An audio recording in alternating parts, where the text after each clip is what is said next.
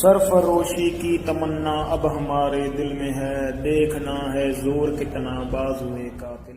कुछ ऐसे टॉपिक होते हैं हमारे पास जिसके ऊपर हम ऐसे स्पेसिफिकली कुछ नहीं बोल सकते।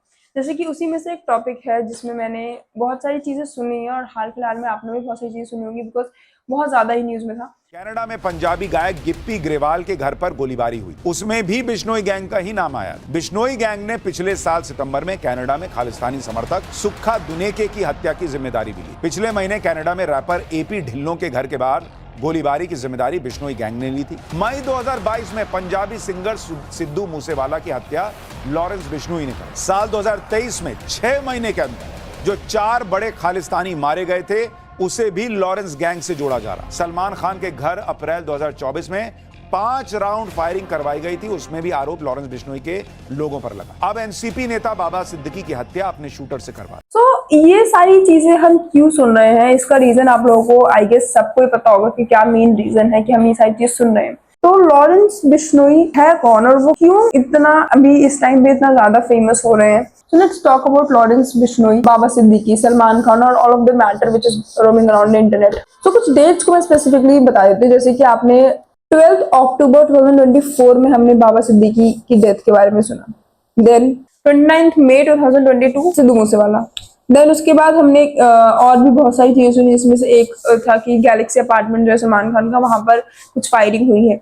और नेक्स्ट आपको पता है कि किस तरीके से लॉरेंस बिश्नोई जो है वो सलमान खान को थ्रेटन कर रहे हैं डेथ के लिए। तो ये पूरा मैटर स्टार्ट कहाँ से होता है वो पता करते हैं। पहले सलमान खान जो है वो हम साथ साथ है कि शूटिंग कर रहे होते हैं और उस शूटिंग के दौरान में उन्होंने 2 ब्लैक बॉक्स को मार दिया होता है, शूट कर दिया होता है। और उसकी वजह से अब ये एग्जैक्ट शूट कर दिया होता है कि नहीं कर दिया होता है ये चीज मैं यहाँ पर नहीं बोलूंगी because I am also not aware about this fact. Okay, तो ये जो पूरा मैटर चल रहा होता है इसमें जो बिश्नोई कम्युनिटी होती है वो ब्लैक बॉक्स को पवित्र मानते हैं, बहुत वैल्यूएबल मानते हैं for that particular community.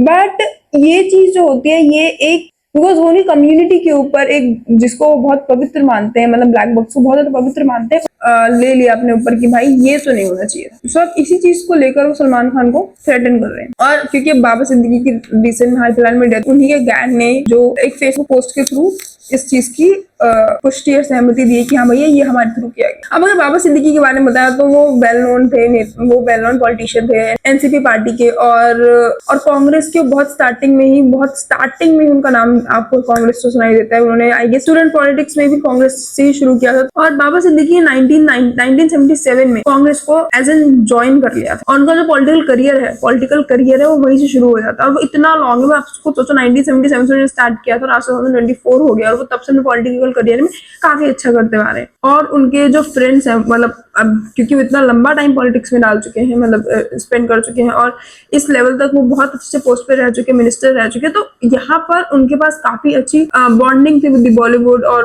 But उनके ऊपर काफी सारे अदर मैटर्स भी थे, जैसे कि 2017 में ईडी के भी रेड पड़ी थी उनके घर में क्योंकि वहां पर कुछ हाउसिंग का उनके ऊपर कुछ घोटाले का नाम आ गया था। तो वो सब चीजें भी थी, मतलब बहुत सारी न्यूज़ चल रही थी उनके अगेंस्ट। अब यहाँ पर लॉरेंस बिश्नोई की एंट्री कहाँ से होती है? लॉरेंस बिश्नोई का ये बोलना है कि जो भी सलमान खान के फ्रेंड्स या फैमिली कुछ भी होंगे वो उन सबको यहाँ पर टारगेट करने वाले हैं, तो इसीलिए लॉरेंस बिश्नोई ने उनको शूट करवाया। अब ये भी एग्जैक्ट फिगर नहीं कि उन्होंने करवाया कि नहीं करवाया, हाँ जो फेसबुक पोस्ट आई उसके थ्रू हम बोल सकते हैं, बट अभी वो चीज प्रूफ, मतलब उसको पुलिस वालों ने भी एज एन प्रूफ नहीं माना। तो लॉरेंस बिश्नोई का पॉलिटिकल करियर कैसे शुरू होता है?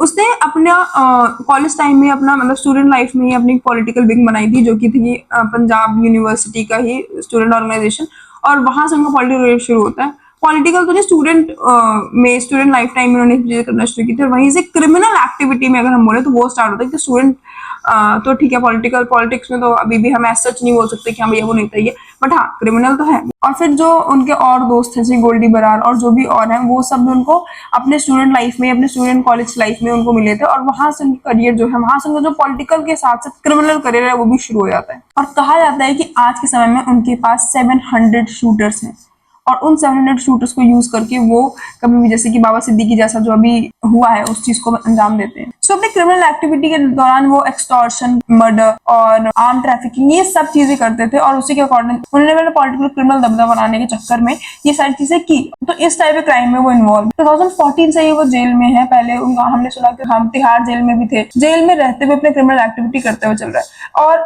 आज के टाइम में उनकी नेगेटिव इमेज से ज्यादा पॉजिटिव इमेज आ रही है, बिकॉज बहुत सारे लोग उनको बहुत ही अच्छा बोल रहे हैं। जैसे कि जब मैं रिसर्च कर रही थी इस वीडियो के बारे में तो मैंने सुना था कि उन्हें हिंदू डॉन कहा जा रहा है। अब अगर गवर्नमेंट इस चीज में, क्योंकि जेल में रहकर, जेल के प्रमाइस के अंदर रह के कोई इंसान इतना आगे तक, इतने हाई लेवल पर कर सकता है ये सब चीजें, तो वो कुछ भी कर सकता है। और ये दिखाता है कि हमारे सिस्टम में कितना बड़ा लूप होल है कि कोई इंसान जेल में रह के भी अपना क्रिमिनल एक्टिविटीज को कर रहा है। सलमान खान को मारने की धमकी देना, मुनव्वर फारूक को मारने की धमकी देना, अपने आप को स्टेब्लिश कर रहा है। और उसके अलावा तो अब क्या ही बोल सकते हैं कि वो क्या करने की कोशिश कर रहे हैं, हमें कुछ नहीं पता, हम ऐसे स्पेसिफिक बोल भी नहीं सकते हैं। बट हाँ, मेरे को यहाँ तक लगता है गवर्नमेंट की भी थोड़ी बहुत इन्वॉल्वमेंट है ही यहाँ पर। बाद में देखते हैं गवर्नमेंट को खुद को पछताना पड़ता है कि नहीं। सरफरोशी की तमन्ना अब हमारे दिल में है, देखना है जोर कितना बाजुए कातिल।